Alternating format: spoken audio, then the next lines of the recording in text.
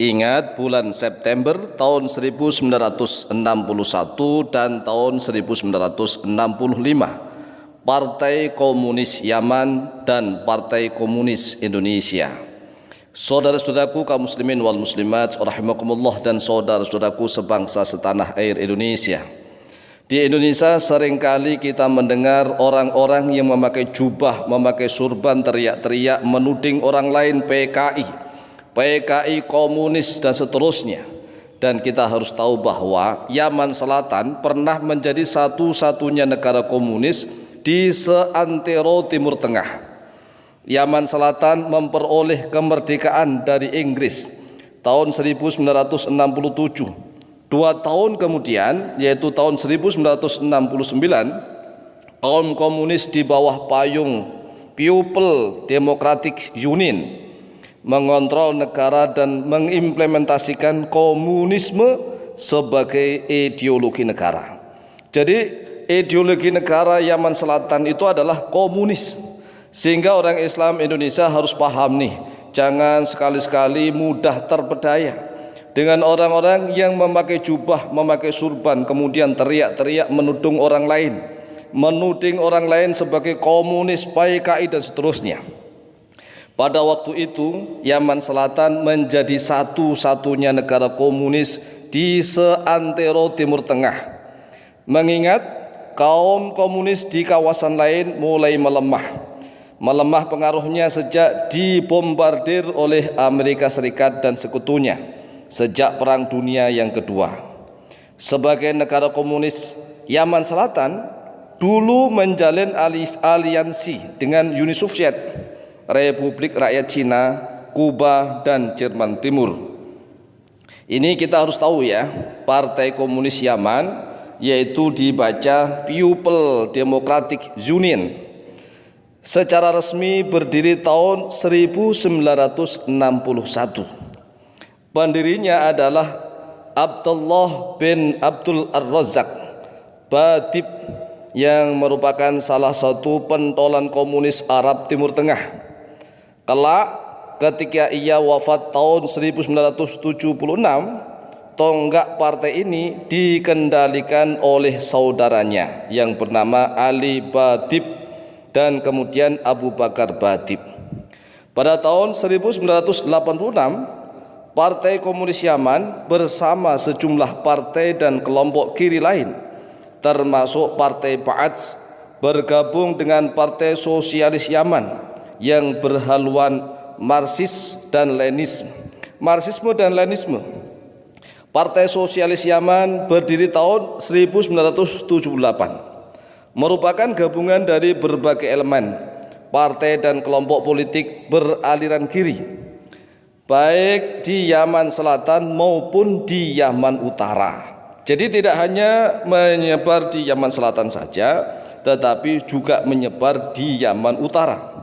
Pendiri Partai Sosialis Yaman adalah Abdul Fattah Ismail yang sangat pro dengan Soviet. Jadi jangan kita terpedaya, kita harus senantiasa waspada terhadap orang-orang yang memakai jubah, memakai surban, kemudian teriak-teriak menuduh orang lain sebagai komunis PKI. Kadang-kadang maling itu teriak maling, pencuri juga teriak pencuri. Demikian pula PKI bisa saja teriak PKI agar orang lain kebingungan. Oleh sebab itulah wahai saudaraku kaum muslimin wal muslimat rahimakumullah dan saudara-saudaraku sebangsa setanah air Indonesia, saat ini sudah berada di ujung akhir bulan September. Ingat 30 SPKI, 30 September. Ini bangsa Indonesia sedang getol-getolnya untuk memberantas PKI, Partai Komunis Indonesia, tahun 1965.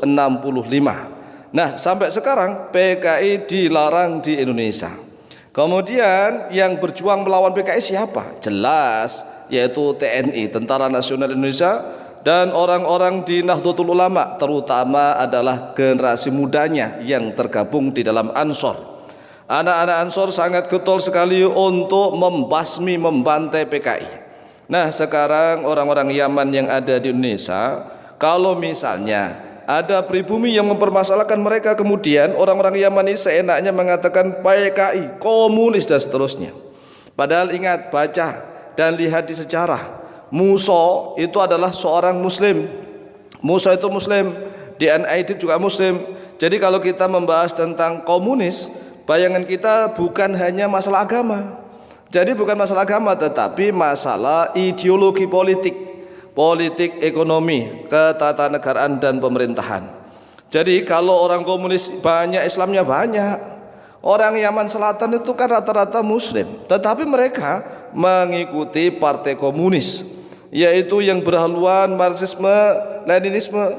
Jadi sekali lagi nih, kalau misalnya orang-orang Yaman di Indonesia berteriak-teriak menuduh orang lain sebagai antek-antek komunis, antek-antek PKI, nah orang Indonesia harus tahu, jangan-jangan maling teriak maling, jangan-jangan pencuri teriak pencuri. Mereka bisa saja berafiliasi dengan komunis, karena di negara mereka sendiri saja partai komunis itu resmi, sah, bukan hanya berada di Yaman Selatan, tetapi sudah menyebar sampai Yaman Utara. Oleh sebab itulah sekali lagi, wahai saudaraku kaum muslimin wal muslimat rahimakumullah, dan saudara-saudaraku sebangsa setanah air Indonesia, sekali-sekali kita belajar sejarah. Maka jangan lupa, sekali-sekali kita mau membaca, lihat di Google, ya, lihat di Google, ketik judulnya Partai Komunis Yaman dan baca agar jangan terombang-ambing. Sekali lagi ya, cari di Google Partai Komunis Yaman, agar orang Indonesia ini kalau mendengar Yaman gak langsung munduk-munduk begitu, menunduk-munduk, sungkem dan seterusnya, seolah-olah bangsa kita ini bangsa yang bermental inlander, mentalnya mental tempe yang harus tunduk, ya, nurut dengan bangsa-bangsa lain. Tidak, bangsa Indonesia ini lebih mulia, lebih agung, lebih hebat.